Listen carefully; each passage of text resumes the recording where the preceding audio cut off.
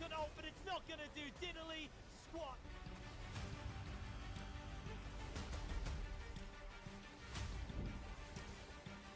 Wow! Looking far with the counter strike, and it's an absolute butchery.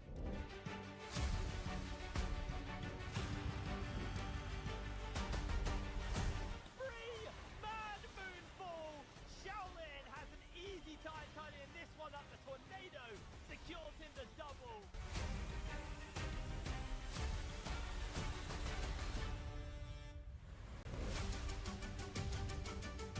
He nails it! No way! How does he do it every time?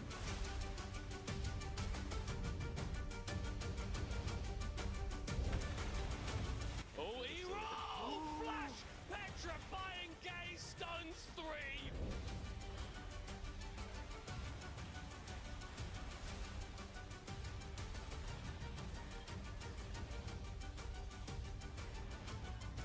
That is going to be him taken out by Toaster, and it's only indecision standing an ace for the side of Ruddy. A quadra kill for Toaster.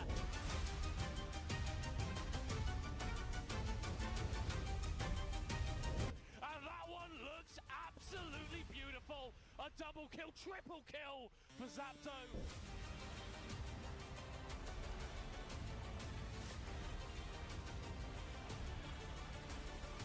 Gonna get over that wall, but Natives are winning the fight on the other side. The Baron's gonna be stolen away, but as punishment, Domino will get aced.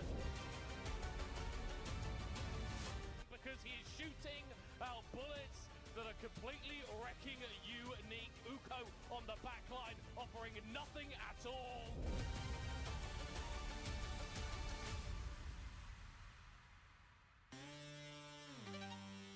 Break it down, break it down.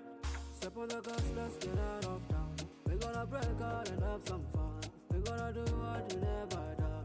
Oh yeah, yeah. Come on, take your body with you. It's a money weekend. Everything we wanna, we go do. We go do. It's leisure, we go do.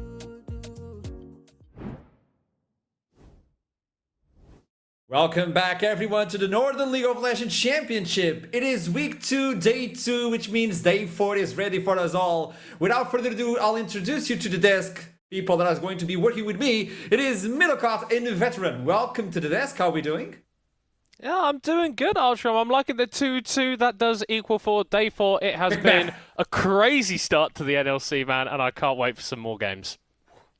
Yep, I'm loving it as well. I'm also loving that yesterday we got a ton of upsets. I'm hoping that kind of continues today, so long as all of your votes get upset as well. Yes, it's a good day for me though, Archon, because guess who is now above you in the standings of the prediction race? You had your 1 week, but that time is gone. All right, the real race begins now. Chaos in the predictions, and let's toss it to Chaos itself, the casters. We have Rudud ready for us, and the British one as well. And this is where we send it to them. There you go. Okay, so which of us is the British one? Exactly. Rudud, you don't get a nationality. I'm sorry. I said Rudud and the British one. Yeah, like in fairness, I'm half Welsh, half English, so I guess I can't just be like the English one because it's a bit more complicated than that. So maybe We've that's had that. this joke for 2 years, man. I know. All right. I'm just like where Rudud's been left out. No, that's Come on, man. That's. Nigerian, so we actually can't say the full British. Oh, one, so, that's true. It's actually just there you go. Again from Archer. You just did accurate. Always. Shocking.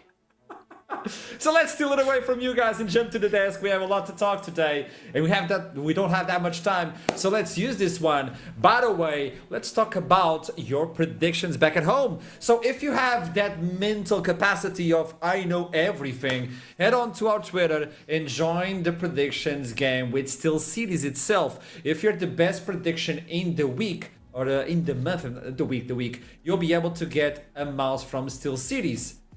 It should appear this in the mouse, but it doesn't matter. You'll get it anyway. There you go.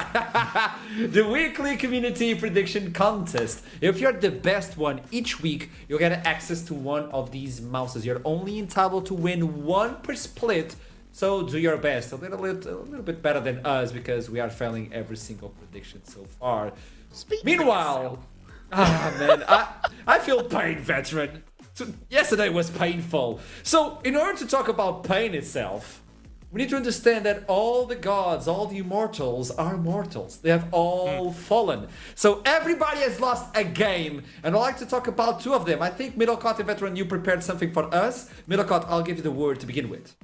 Yes, I'm going to be talking about Lions Creed. Obviously, one of the favorite orgs coming into this split. But yes, they got upset by Lightside. And I kind of wanted to break down a couple of things that I've been liking from Lions Creed, but also a couple of the issues that they've had, which Lightside were able to exploit. So we do have a few clips ready.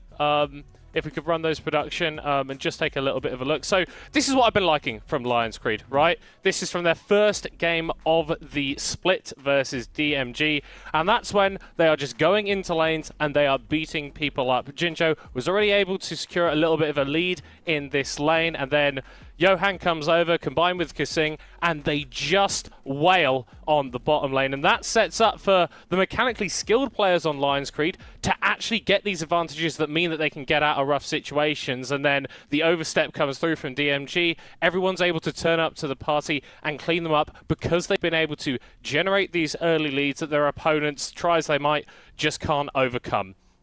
So we've been seeing that in the bot lane, but also we've been seeing some cool stuff in the top side of Summoner's Rift as well. Now, not many junglers in the NLC have been going for these lane ganks, but we've seen it a couple times from Johan, where Banderas will be engaging in a little bit of a skirmish. Johan comes up and sort of helps clean up the kills, but also in situations where Banderas has sort of baited the enemy top laner into thinking that he's reset, and then it's a pretty easy 1v2 situation that the opponent isn't really able to get out of. So that's the good stuff that we've been seeing from Lions Creed, but they also have had a few issues. So this is from the game versus Ruddy last week, and I just want to stop it here.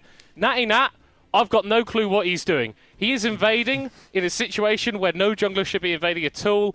The enemy mid lane attempt can move first.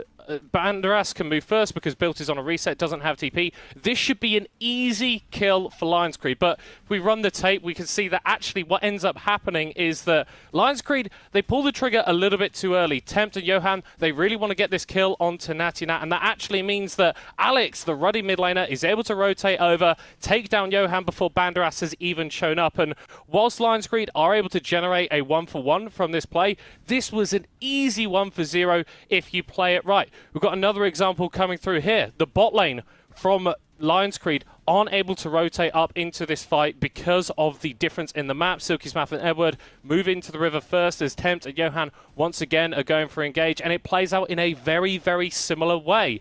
Johan ends up getting taken down at the end of this play, and after this, through an extended series of plays, Tempt also ends up falling. And now this is from the game against Lightside. This was the game that was a massive upset that somehow Lightside were able to get the win in. And once again, look at the map. Torak was shoving a wave in mid lane, so he's able to get first rotate over against Lions Creed. And so as it plays out again, we've got a 4v3 situation here for Lightside, and they're actually able to clean up it for 3-1 in terms of the kill scores. And yes, Tempt is going to be able to make his way over right at the end of this play and take down Dr. Chaos, but it's an aggressive move that Lions Creed didn't need to go for at all, and they end up paying for it pretty spectacularly. Now this for me was the big one. If we could just pause it here, production, I want you guys to look at the minimap in your bottom right there. Torak TP'd into the top side, Bucci was already there, and they've completely cut off Banderas from entering this fight. Look at the bottom right, Jinjo is nowhere near this engagement. As we play it out, what we end up seeing is functionally a 5v3 in favour of Lightside as Lions Creed are trying to contest this Herald. As we see it come through, Johan doesn't even have the smite when he's going for this play, so MP's going to be able to get the smite over against the Herald, and as it happens, as we see it come through, if we could press play production, what results in happening is essentially Lions Creed just getting wiped in this fight without really an option to defend themselves properly. And this is the game that ultimately Lions Creed ended up falling down on. Now, for Lightside, they had to make a series of good plays after this in order to get the win, but Lions Creed were a team that we thought be invincible, maybe even immortal coming through at the start of the split, but this shows that they're going for these over-aggressive maneuvers, and teams that recognize that will punish them and will get wins against them. So out of a sudden, the favorite team is already dropping the ball. We talked about that in the interview, and it seems they're not immortal. But another team that caught our eyes was Venom Crest, wasn't it, Veteran? Yep, and I mean, while